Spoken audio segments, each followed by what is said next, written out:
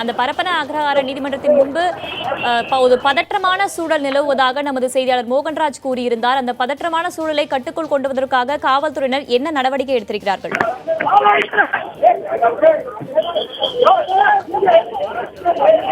நாம் தற்பொழுது பரப்பன அக்ரஹார சிறைக்கு நுழைவாயில் அருகே இருக்கிறோம். குறிப்பாக ஏராளமான அதிமுகவினர் குறிப்பாக சசிகலாவுடன் வந்ததால் இங்கு அவர்களும் உள்ளே நுழைய முயற்சித்தால் தடுத்து வருகிறார்கள். குறிப்பாக முக்கிய நிர்வாகிகளாக இருக்கக்கூடிய காஞ்சிபுரம் மேற்கு மாவட்ட செயலாளர் வாலாஜாபாத் கணேசன் உள்ளிட்ட முக்கிய நிர்வாகிகள் உடன் வந்தனர். குறிப்பாக இந்த வழக்கில் முக்கிய குற்றவாளியாக கருதப்படக்கூடிய சுதாகரன் அவர் இன்னும் வரவில்லை என்று சொல்லப்படுகிறது. 2 பேர் தான், குறிப்பாக சசிகலா மற்றும் இளவரசி தான் உள்ளே சென்றிருக்கிறார்கள். சுதாகரன் இன்னும் வரவில்லை. அவருக்கான பாதுகாப்பு ஏற்பாடுகளை காவல்துறையினர் தற்பொழுது செய்து வருகிறார்கள். அவர் இன்னமும் அந்த குறிப்பாக கோர்ட் வரவில்லை. அவர் வரும் பட்சத்தில் அவரும் இந்த குறிப்பாக 4 ஆண்டு தண்டனை மற்றும் 10 கோடி ரூபாய் அவருக்கும் விதிக்கப்பட்டிருக்கிறது. குறிப்பாக சுதாகரன் ஜெயலலிதாவுடைய முன்னாள் வளர்ப்பு மகனாக இருந்த சுதாகரன் இன்னும் வரவில்லை. அவர் வரக்கூடிய வாகனத்தை முறையாக கொண்டு செல்வதற்கு இது போன்ற பாதுகாப்பு ஏற்பாடுகளை காவல்துறையினர் செய்து வருகிறார்கள். குறிப்பாக சில தற்போது போலீசார் காட்சியை பார்க்கலாம். பெங்களூரு போலீசார் தடியடி நடத்தியிருக்கிறார்கள். குறிப்பாக தடியடி நடத்தக்கூடிய காட்சிகளை நம்மளுடைய கேமரா காட்டுவாங்க. உங்களுக்கு பல இடங்களில் அதிகாரிகளான கூட்டம் கூடியிருப்பதால் தற்பொழுது தடியடி நடத்தப்பட்டிருக்கிறது. ஏராளமான மக்கள் கூடியிருப்பதால் அவர்களை கலைக்கும் முயற்சியாக பெங்களூரு காவல்துறையினர் தடியடி பிரயோகம் நடத்தப்பட்டிருக்கிறார்கள். அந்த காட்சிகளை நீங்கள் பார்க்கலாம். இன்னும் சிறிது நேரத்தில் குறிப்பாக கோர்ட் நேரம் என்பது 5 மணி வரை.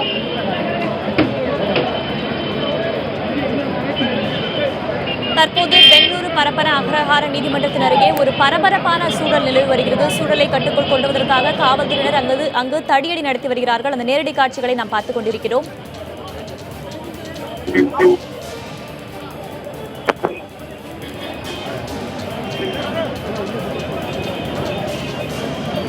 பெங்களூரு பரப்பன அக்ரஹார சிறை அருகே இன்று சசிகலா நீதிமன்றத்தில் ஆஜராவார் என்பதற்காக இன்று காலையிலிருந்தே அங்கு பலத்த பாதுகாப்பு ஏற்பாடுகள் செய்யப்பட்டிருந்தன. நேரம் ஆக அங்கு மக்களின் கூட்டம் அதிகமாக ஆரம்பித்தது. அதற்கு பிறகு சற்று முன்பாக 5:15 மணிக்கு அதிமுக பொதுச் செயலர் சசிகலா நீதிமன்றத்திற்கு உள்ளே சென்ற பிறகு மக்களின் கூட்டமும் அதிமுக தொண்டர்களின் கூட்டமும் அங்கு அதிகரித்து காணப்பட்டது. அதற்கு பிறகு தற்போதைய செய்தியாக பெங்களூருவில் போலீசார் மக்களின் மீது தடியடி நடத்திக் கொண்டிருக்கும் காட்சிகளை நாம் நேரலையில் பார்த்துக் கொண்டிருக்கிறோம்.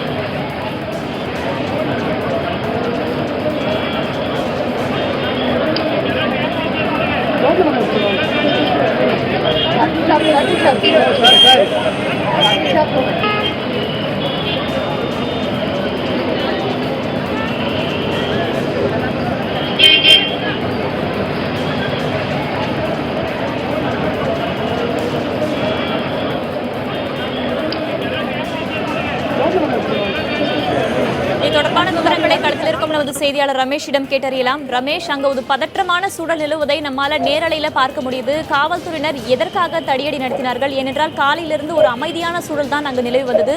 தற்போது காவல்துறையினர் தடியடி நடத்த என்ன காரணம்? ஏராளமான நிர்வாகிகள், குறிப்பாக கிருஷ்ணகிரி, தர்மபுரி உள்ளிட்ட இந்த மேற்கு மாவட்டத்தில் கூடிய அதிமுக நிர்வாகிகள் குறிப்பாக அதிமுக பொதுச் செயலாளர் சசிகலாவுடன் உள்ளே வந்தனர். குறிப்பாக அவர் ஜெயிலுக்கு செல்வதால் கடைசியாக பார்ப்பதற்காக வந்திருந்தார்கள். ஏராளமான ஆர்வத்தின் நிதியின் அடிப்படையில் வந்தார்கள். அவர்கள் இந்த பகுதியில் அதிக அளவில் கூடியதால் காவல்துறையினால் கட்டுப்படுத்த முடியவில்லை. குறிப்பாக அந்த பிரதான வாயில் அருகே கூடியிருப்பதால் அவர்களை குறிப்பாக குற்றவாளியாக இருக்கக்கூடிய சுதாகரன் இன்னும் இந்த இடத்துக்கு வரவில்லை என்று சொல்லப்படுகிறது. அவரை முறையான நேரத்துக்கு கொண்டு செல்ல வேண்டிய பொறுப்பு காவல்துறைக்கு இருக்கிறது. அதே போல ஏராளமான காவல்துறை குவிக்கப்படுவதால் பொதுமக்களுக்கு எந்தவித பாதிப்பு, குறிப்பாக மக்களால் ஏற்கனவே நிர்வாகிகளால் எந்தவித பாதிப்பும் ஏற்பட்டிருக்கக்கூடாது என்பதற்காக இது போன்ற தடியடி பிரயோகத்தை காவல்துறை செய்திருக்கிறது. 2 கார்களுடைய கண்ணாடிகள் உடைக்கப்பட்டிருக்கிறது. சற்று முன்பாக உள்ளே சென்ற ஒரு வழக்கறிஞருடைய கார் கண்ணாடிகள் உடைக்கப்பட்டிருக்கக்கூடிய காட்சிகளை நீங்கள் பார்த்திருக்கிறீர்கள். இது போன்ற சட்டம் ஒழுங்கு பிரச்சனைகள் ஏற்பட்டுவிடக்கூடாது. குறிப்பாக தமிழர்கள், குறிப்பாக அதிகமாக தமிழக நிர்வாகிகள் குறிப்பாக இங்கு அதிகாரிகள் வருவதால் ஏற்கனவே கர்நாடக மக்களுக்கும் தமிழக மக்களுக்கும் காவிரி பிரச்சனையான சம்பவங்கள் இருக்கும் அடிப்படையில் நிலையில் அது போன்ற அசம்பாவித சம்பவங்கள் எதுவும் ஏற்பட்டுள்ளது என்பதற்காக இது போன்ற தடியடி நடத்தப்பட்டதாக சொல்லப்படுகிறது. நாம் வறுவழியில் பார்க்கும் பொழுது ஏராளமான அதிமுகவினர் தங்களுடைய கார்களில் பரப்பன அக்ரஹார சிலைக்கு வந்து சிலை அந்த பகுதிக்கு நோக்கி வந்து வந்தோம் நம்மால் பார்க்க முடிந்தது. மேற்கு மாவட்டத்தைச் சேர்ந்த நிர்வாகிகள் குறிப்பாக சென்னையில் இருந்தும் கூட ஒரு சில நிர்வாகிகள் வந்திருக்கிறார்கள்.